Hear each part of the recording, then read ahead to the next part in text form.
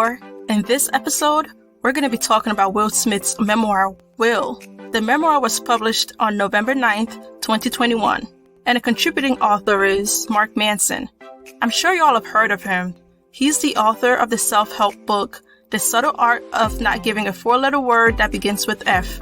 In the memoir, co-written with Mark Manson, Will takes readers on his journey to self-discovery. He starts the memoir by telling stories from his childhood and takes us all the way through to his current life. From reading the memoir, readers learn about how Will's background has shaped him into the dominant force he has been in the entertainment industry. From his early beginnings as a rapper, going by the moniker The Fresh Prince, to his starring on the hugely popular television show The Fresh Prince of Bel-Air. Then there's his tenure as a movie star, where he has played leading roles in 29 blockbuster films that have grossed over $6 billion worldwide. I've always been a Will Smith fan, and I've long looked up to him for his positivity, self-discipline, and hard work. And also, I should note that we share the same birthday, September 25th, yes, to the Libra Nation. So, when I heard he was releasing a memoir, I was first in line to purchase a copy before it was even officially released. I decided to listen to the audiobook version of the memoir because Will narrates it, and I was so grateful for that because he did an exceptional job in the narration. You can tell he's an actor by the way he mimicked the speaking voices of some of the characters that showed up in the book. So yes, I highly recommend that you listen to the audiobook version of the memoir. Okay, I know that some of you are here for the mess, especially in light of recent events. Cough, cough, the slap. Anyways, so before I begin my summary and commentary of the book, let me say this one thing. Reading Will's memoir provided me a tremendous amount of insight on why Will has made the choices he's made in his personal life. And to me, what I've learned from his book has shed light on why, over the past few years, the veil of privacy that once shielded the Smith family has now been lifted, starting with the Red Table Talk, the scandalous entanglement, and the night at the Oscars where Will's rash behavior soiled the pristine, scandal-free image he has been cultivating since he first gained mainstream popularity over 30 years ago. Okay, let me get into the summary and provide my commentary. By the end of the episode, Slapgate will begin to make a lot more sense to you. From Nkengasong Press, I am Joyce Nkengasong, author of the debut novel Respect Yourself, which I published under my pen name F.J. Nkengasong, and this is a Books We Love episode of Author Red Tea, where I will be summarizing and reviewing Will Smith's self-titled memoir, Will.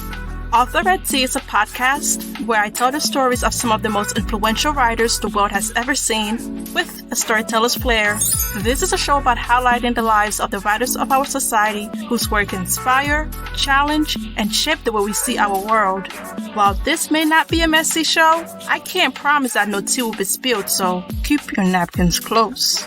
Seriously, for this episode, you definitely need your napkins on standby. You've been warned. Please like and follow this podcast wherever you're listening and leave us a comment. You know I love to read. For more information on where to listen to Author Red Tea or to watch the YouTube version of this podcast, please visit our website, Nkengasongpress.com. That's NKengasongpress.com. Nkengasongpress.com. You can also get direct links to our podcast and YouTube channel on our website.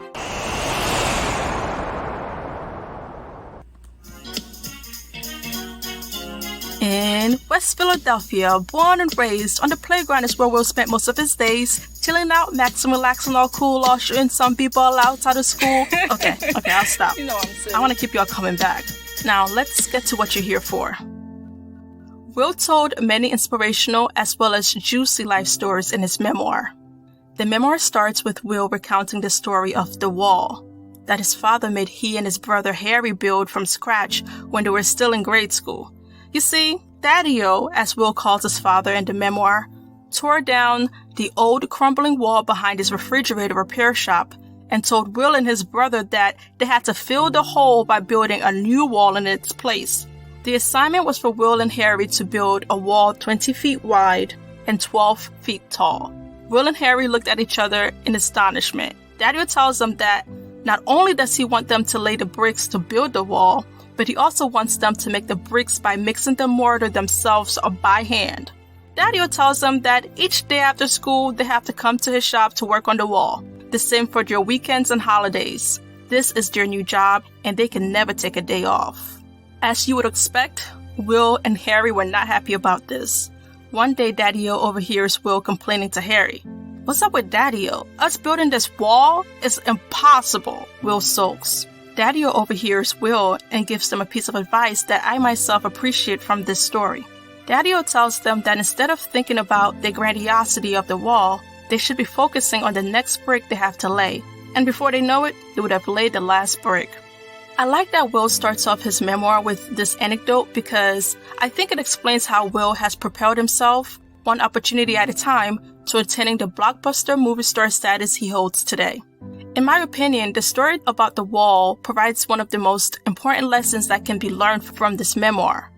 The major takeaway that I hope sticks with you, as it has stuck with me, is that when you set a lofty goal for yourself, set your eye on achieving one task at a time that will lead you to attaining your goal, instead of focusing on the grandiosity of the goal itself.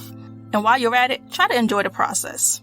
In the rest of the memoir, we get more accounts from Will's childhood and his complicated relationship with his father. You see, Daddy-O, for all the great lessons he teaches Will, is also a traumatizing source in Will's life, because Daddy-O is verbally and physically abusive to Will's mother, Mom, as he calls her. Even as an adult, Will is still traumatized about he and his siblings witnessing your father beat your mother. In Chapter 1, titled Fear, Will writes that when he was 9 years old, he saw his father punch his mother in the side of the head so hard that she spit up blood and collapsed. He remembers always being in a state of fear as a child.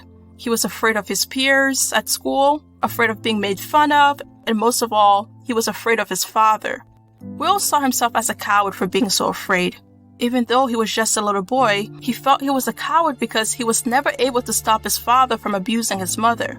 He was the eldest after all, he felt, so he should have been the one to protect his mother. A true Libra, when confronted with his father's abuse of his mother, Will chooses the peaceful route, playing the jokester, thinking that if he was funny enough, he would make everyone happy, which in turn would mean that his mother and father would not fight. But no matter how funny Will tries to be, year after year, his father continues to be physically abusive to his mother. Mom does leave Daddy-O at some points during Will's childhood, but each time she comes right back. The relationship does eventually come to an end, but it won't be until Will is 20 years old. As we find out in Chapter 9 of the memoir, finally, all fed up, Mom decides not only to leave Daddy-O, but to kick him out of the house. Yes, ma'am. Despite all the trauma his father has caused him, Will loves his father.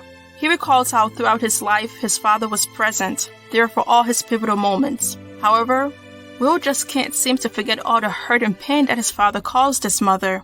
When Daddy-O became wheelchair-bound during the later years of his life, Will, who was caring for Daddy-O at the time, one night considered pushing Daddy-O down a flight of stairs as he willed Daddy-O to use the bathroom. Will thought, if I push him down the stairs, I will finally get revenge for all the hurt he caused Mom. But Will doesn't. Another thing that is worth noting from Chapter 1 is that even as an adult, Will still lives in a constant state of fear. In Chapter 1, he states that throughout his career, he has carefully crafted his image to hide the coward from the world, which deep down he believes he is. Keep this in mind for the later parts of this episode, where we dissect the events leading up to this slap. Chapter 2 is titled Fantasy, and it's another important chapter of the memoir. In my opinion, this chapter explains a lot about Will's personal and professional life. In this chapter, Will states that his two greatest gifts that have propelled him to the mega movie star that he is today are his imagination and his work ethic. He states that when he combines the two, he can make money rain from the skies. Growing up, Will's great imagination did not make him popular with other kids at school. They all thought he was a liar. You see, Will had a hard time telling the difference between fantasy and reality. Will tell his friends at school stories that he thought were true, but in reality, he had imagined the whole thing. While his imagination was not the best for him in the friendship department, Mom encouraged his imagination. They even had a running joke where Will tell Mom a story about how his day went and she would have to figure out what parts of the story were true and what parts he had imagined. Okay, now, Let's get into the chapter about Will's music career. Will's older cousin was the first person to introduce him to rap music, and from that time on, Will was hooked. Will eventually meets DJ Jazzy Jeff when he is in high school, and the two start a routine. Will raps and Jazzy Jeff spins. It's the 80s, and being a DJ is a big deal. Together, Will and Jazzy Jeff become popular in West Philadelphia, and eventually they gain national popularity following the release of their song Girls Ain't Nothing But Trouble in late 1985. Then, 3 years later in 1988, Will and DJ Jazzy Jeff become the first to receive a Grammy for Best Rap Performance for their hit song Parents Just Don't Understand. Will thinks that things could not get much better, and he's right. Will at this time is known as a quote-unquote soft rapper. His peers are NWA, Public Enemy, and Run DMC, who are rapping more aggressively, telling hard truths about the drugs, violence, and poverty ravishing the black community in America. More and more, listeners are flocking to the gritty and at times political songs. Will, on the other hand, does not even use curse words in his raps, thanks to his grandmother reading his raps one day and telling him intelligent people don't need to use curse words. He details all this in chapter 4 of his memoir. So, unsurprisingly, Will and Jazzy Jeff's next album, released in October 31st, 1989, flops, at least by Will and Jazzy Jeff's standards. The downturn in Will's career is a very bad thing for Will because Will has not been filing his taxes and has been spending his money on a new house, a motorcycle, cars, clothes, and being very generous to the entourage of people surrounding him. Will recounts once closing down the Gucci store in Atlanta so that he and his friends could shop. Well, as his rap career begins to go downhill, Will owes the IRS $2.8 million and he does not have the money to pay them. With all his money gone and his rap career at a standstill, Will goes through a very low period. He can no longer get into Hollywood clubs that used to raise their velvet ropes for him without hesitation, and performers who once opened for him and DJ Jazzy Jeff now act like they don't even know him. Will is crushed. Feeling dejected, Will goes back home to West Philadelphia, where he is still a hometown hero. He doesn't give up though. With $10,000 he borrows from a drug dealer friend, Will returns to Los Angeles, hoping to rise to the top again. Back in Los Angeles, he stays with a girlfriend. And it is this girlfriend who recommends that if Will really wants to find work, he should go on the Arsenio Hall show. You see, back in the day, Arsenio Hall was the man, and you could find just about every hip-hop rap star around his show area. So Will listens to her, and he takes this trip to the Arsenio Hall show, which will forever change his life. Will makes his first appearance on the Arsenio Hall show on October 12, 1989. At this show, Will meets Benny Medina. Benny Medina is like a manager to the stars. For example, I believe he manages J-Lo's career. Anyways, Benny tells Will that he's planning to make a show based on his life. You see, Benny grew up in Watts, California, but after getting into trouble as a teen, he is shipped off to live with some extremely wealthy relatives in Beverly Hills. Benny is sure that this show will be a hit, and when he sees Will that day, he thinks that Will would be the perfect actor to play him in the sitcom he envisions. Will listens, but he is not really interested. He had gone to the Arsenio Hall show to get more opportunities in rap because he is a rapper. But either way, when Benny tells him, "Hey, let's go to Quincy's house. I want you to meet him. He's producing the show for me." Not having anything better to do, Will agrees to go. At Quincy Jones' house, Will looks around in amazement, not just because of how great the house is, but mostly because in this house, the who's who of Hollywood all there, including artists and industry heads such as Brandon Tartikoff, who is the head of NBC at the time. Benny introduces Will to Quincy Jones as the person he wants to play him in the sitcom. Instantly, Quincy Jones recognizes Will from his rap videos. He asks Will, "What's your name again?" Will says, "The Fresh Prince." And just like that, Quincy says the name of the show will be The Fresh Prince. Quincy then hands Will a screenplay and tells him to study the script for 10 minutes and then he can audition in front of everybody at the party. Will is apprehensive. Quincy, Will says, "I need more time to review the script before I get an audition." Quincy asks him, "Well, how much time do you need?" When Will tells him he needs about a week, Quincy tells him, "The people who can make this show happen are here right now. Who knows what your schedules will be like a week from today? This is your chance, man. Take it or lose it. If you take 10 minutes now, you'll be able to change your life forever," Quincy tells Will. So, Will auditions that day in front of the entire party. and everyone loves it. Then Quincy singles out Brandon Tartikoff. As I mentioned before, he's the head of NBC. Tartikoff says he likes the show idea and Will's audition. So Quincy orders Tartikoff's lawyer to draw up the contract right away. He doesn't want to leave any room for decision paralysis, as he calls it. Quincy even has his assistant go around the party to find a lawyer for Will. When a lawyer agrees to represent Will, the two lawyers go into a limo and begin working on the contract for the Fresh Prince of Bel-Air. As they draft the contract, Quincy pops in on them, chanting, "No paralysis, do analysis. No paralysis, do analysis." That day, the contract is drawn up and signed. And on September 10th, 1990, the very first episode of The Fresh Prince of Bel-Air airs, and the rest is history. Will is absolutely one of my favorite actors. I admire how he is one of the few actors to transition himself from an actor in a television sitcom to leading man in major box office movies.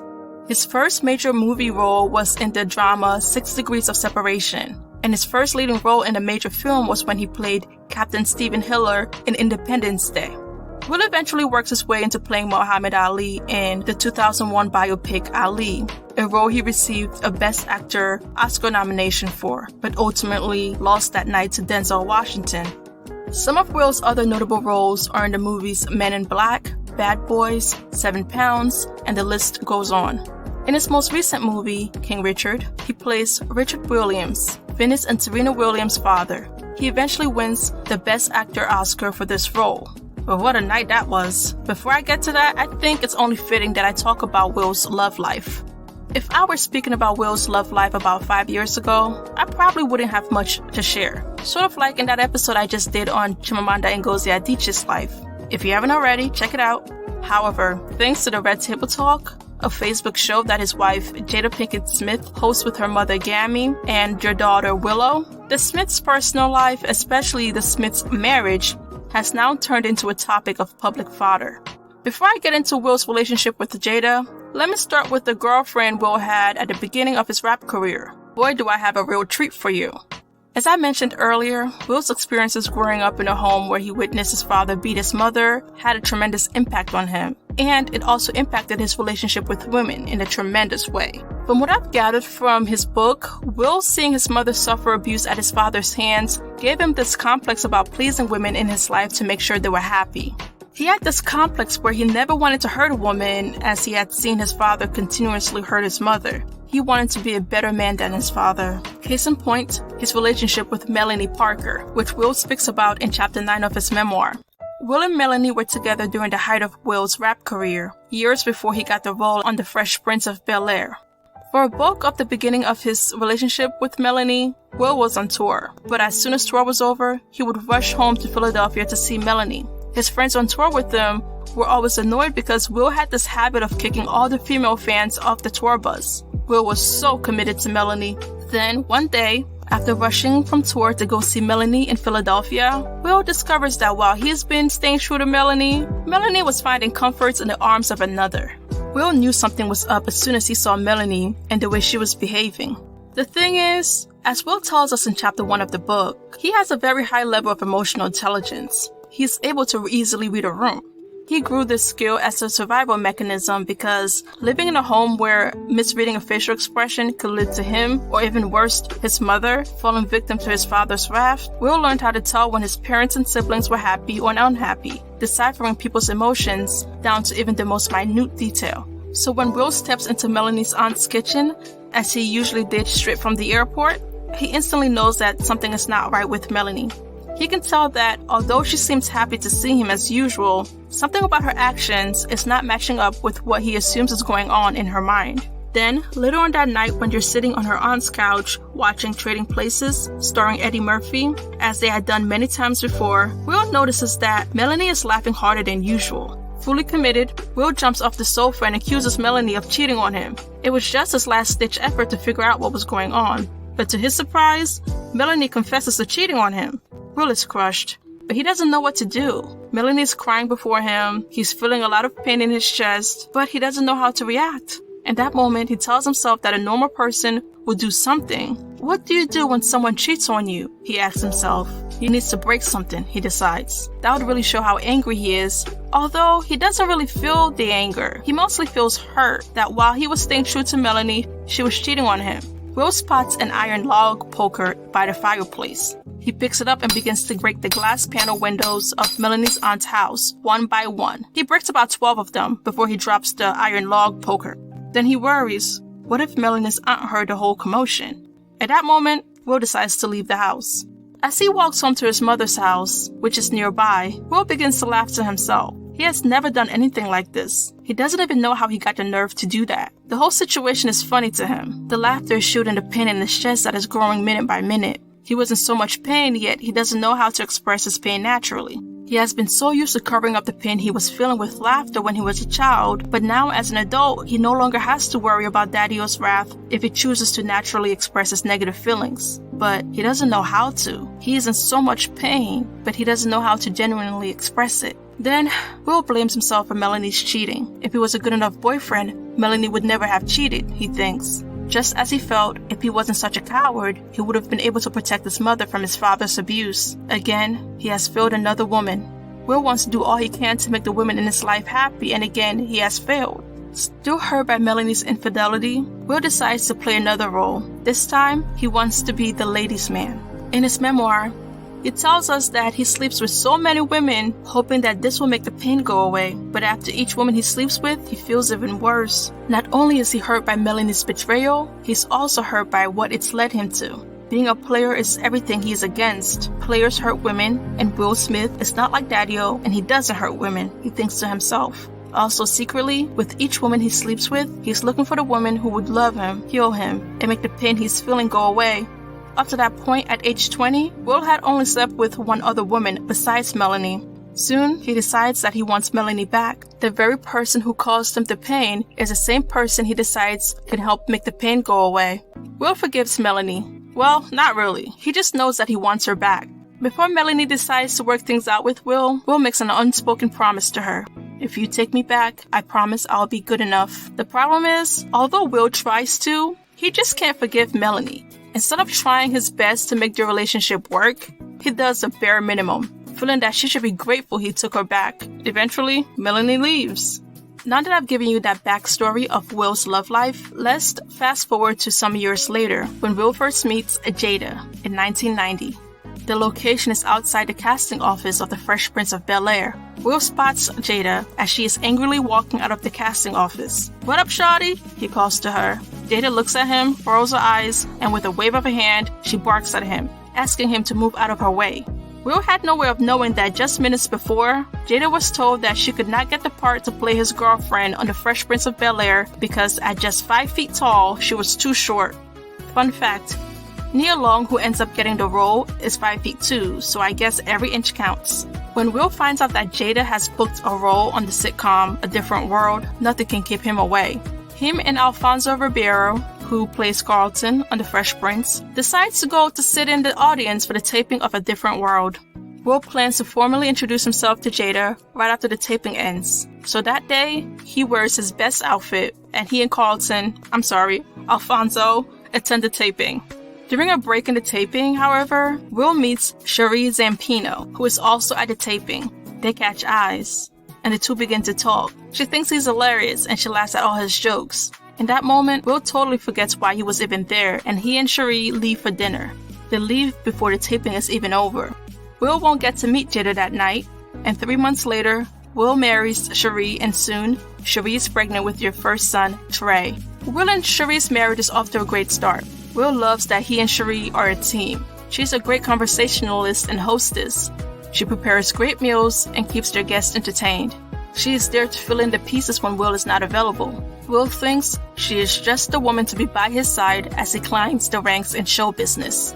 Then, Will gets the movie role in 6 Degrees of Separation, and desperate to prove himself as a serious actor, Will decides to try method acting for the role. Soon, Will loses himself to Paul, the character he's playing. Even after the filming is over, Will cannot get back to himself. It's season 4 of The Fresh Prince of Bel-Air, and Will is floundering as he tries to remember who Will Smith is and how Will Smith will react as they film the show. Will's co-stars notice the change in Will, and so does Cherie. She does not recognize the man she married. But before Will can get back to himself, it's too late. After Will snaps at Cherie one day, she decides she's had enough. So she takes Trey and leaves California to visit family in New York. While Cherie is gone, Will and Jada cross paths again. This time, Will knows for sure that Jada is the woman for him. But the problem is, Will doesn't believe in divorce. He thinks getting a divorce means failing. And the last thing Will wants to do is fail at anything. So, Will is heartbroken when Cherie presents him with divorce papers. He's hesitant. He doesn't want to sign them, even though he believes that Jada is the one for him. Finally, just when he decides to call the marriage quits and sign the divorce papers, Cherie tries to call off the divorce so she and Will can work things out. But Will has already decided to give his heart to Jada. Now a couple, Will and Jada keep their relationship private. Then, Jada gets pregnant. Will feels the next step in their relationship is for them to get married. But there is one problem. Jada never saw herself as the marrying type, but she decides that she will marry Will. But she wants just the two of them to have a private ceremony. However, her mother Gammy, as they call her, wants Jada to have a wedding. Jada is her only child, and her daughter's wedding is a day that Gammy has always dreamed about. In the end, Gammy and Will win. The couple has a formal wedding, and Jada cries tears of gloom as she walks down the aisle to join a union she never really wanted, even though she cares about Will. If Jada's tears bothered Will, you cannot tell from the huge smile he has on his face during their wedding day. The rest of the marriage seems to take a similar flow. While the megabucks office star Will Smith wants a lavish and expansive mansion, Jada just wants a small house. But again, Will wins. He buys the mansion without her approval. Over time, Jada can no longer hide the fact that she is not happy. I've already told you about Will's tendency to always want to assume the role of making the women in his life happy and blame himself when the women are not happy. So Will is determined to make his wife happy. When Jada turns 37 years old, Will gets an idea that he can make Jada happy by planning her an extravagant 40th birthday party. He even hires filmmakers to make a film about Jada's life, tracing her genealogy, which spans the slave plantations of Jamaica. The plan will be to play this film during an extravagant birthday weekend meant to celebrate Jada. Just like that, Operation Make Jada Happy is on its way. Fast forward to 3 years later, 2011. The weekend Will has been planning for 3 years is finally underway. The first night of the festivities goes well, but Will is most excited about night number 2. The 40 guests sit at the event space on that Saturday evening, enjoying the most amazing food they've ever set their lips on. Seeing the happy faces all around him and hearing the complimentary words, Will knows that after this weekend is over, he will be sitting on the throne as the husband of all husbands. After they've eaten, Will takes his guests outside through a garden. The path of the garden is lined with images of Jada, and at the very end of the garden is a huge screen. Will escorts Jada to her seat right before the screen. This screen will show the film Will had commissioned for Jada's 40th birthday. As the film plays, the guests are teary-eyed. The film includes never-before-seen recordings of Jada's favorite grandmother. Then, after this emotional film, the guests are filled with excitement as Mary J. Blige makes her grand entrance. She's the performer that night, and she is Jada's favorite singer. Looking around, Will's gaze lands on Jada's face. She doesn't look happy. If anything, she looks sullen. Jada says nothing. She doesn't even look at him. If Will has any doubts about what Jada thinks about the weekend, she tells him that night at your hotel room, calling it the most ridiculous display of his ego. Will is shocked, and Jada decides that she's had enough of her 40th birthday celebration. After this fiasco of a weekend, Will decides that he will retire from trying to make Jada happy. Soon after, Will and Jada begin to refer to themselves no longer as man and wife, but instead as life partners. Okay, now this next part might get a little messy, so make sure your napkins are within reach. You see, for years, there was plenty of speculation about the Smith marriage. People said they were swingers, that they had an open relationship, and so on. However, nothing was ever confirmed. But everything changed when Jada launched the Red Table Talk in May 2018. The show features Jada, her mother Gammy, and she and Will's daughter Willow. On the show, the three women interview guests on a select number of topics. Will even appears as a guest on the show in 2018. On this episode, Will speaks about how, for 45 days straight, Jada woke up crying every morning. He also shares about how he then decided to throw her the 40th birthday party hoping it would make her happy. And then he speaks about his realization that he couldn't make her happy, that Jada had to find the happiness from within. Knowing what we know about Will from his memoir, I can only imagine the pain that he must have felt when he came to the realization that he could not make his wife, the woman he loved so dearly, happy. The next time Will appeared on the Red Table Talk, there was no Gammy or Willow in sight. It was 2020, and the couple, life partners, sat across from each other so that Jada could explain her side of a story that had just broken headlines. This story involved R&B artist August Alsina, who spoke about his romantic relationship with Jada that lasted years. During this Red Table Talk episode with Will and Jada, Jada doesn't want to say that she and August had a relationship. But after Will holds her feet to the fire about her relationship with August, a man 20 years her junior who she met through her son Jaden, Jada calls the relationship an entanglement. Boy, did the people on social media have a field day with this one. Even August himself made a song called Entanglement. During the Red Table Talk interview, Jada and Will claimed that the entanglement happened while they were separated. Will tells Jada, "I was done with you," and promises to get her back, whatever that means. But you can imagine, before they end the episode with a fist bump, Will and Jada say in unison, "We ride together, we die together, bad marriage for life." And they start breaking out in laughter after they say this. ...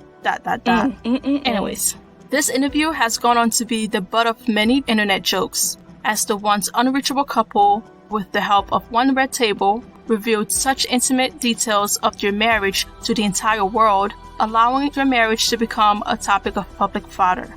The image of perfection that Will tried to paint for us all these years begun to crumble as reality set in.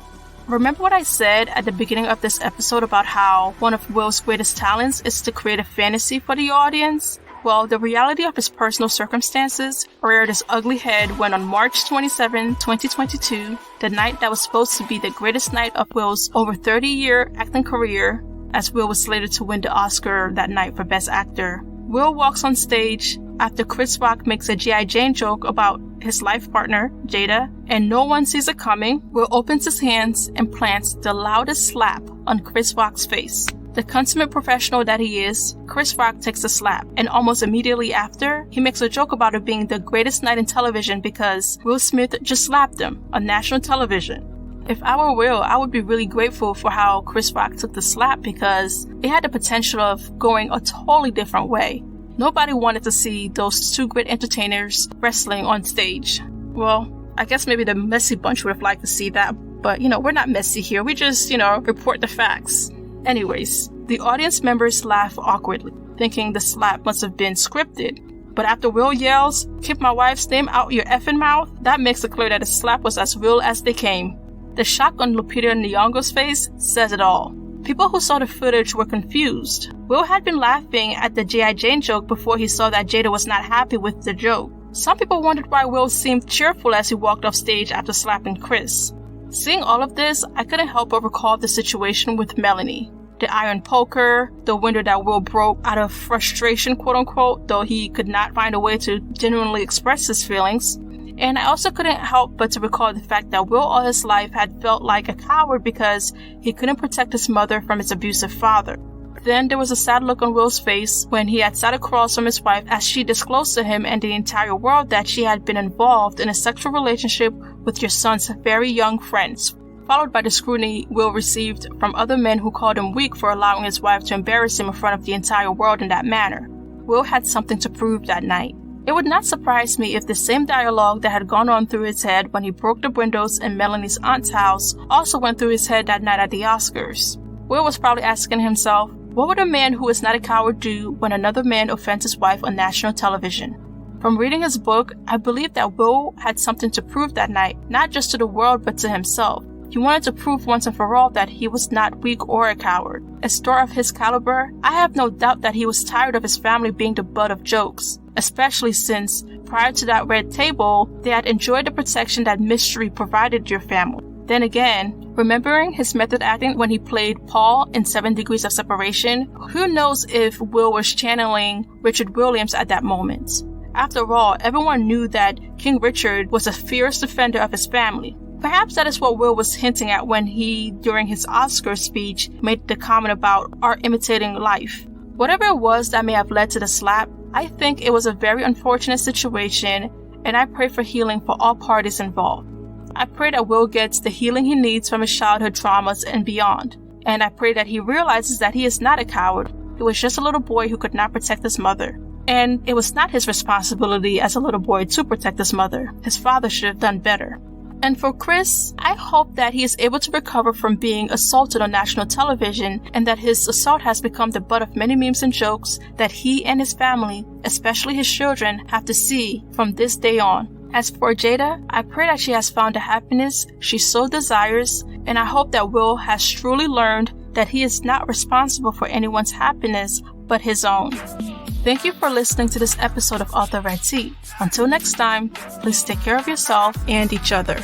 If you liked this episode, please follow our podcast wherever you're listening. For all things Author Red Tea, please visit our website, Nkengasongpress.com. That's NKengasongpress.com, Nkengasongpress.com, and click on the podcast tab.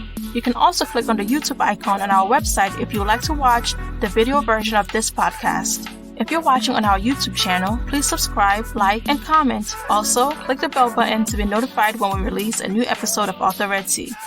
This recording is subject to the fair use legal doctrine that promotes freedom of expression by permitting the unlicensed use of copyright-protected works in certain circumstances. Section 107 of the Copyright Act provides the statutory framework for determining whether something is a fair use and identifies several types of uses, such as criticism, comment, news reporting, teaching, scholarship, and research, as examples of activities that may qualify as fair use. When determining whether something is fair use, Section 107 calls for consideration of the purpose and character of the use, nature of the copyrighted work, amount, and substantiality of the portion used in relation to the copyrighted work as a whole.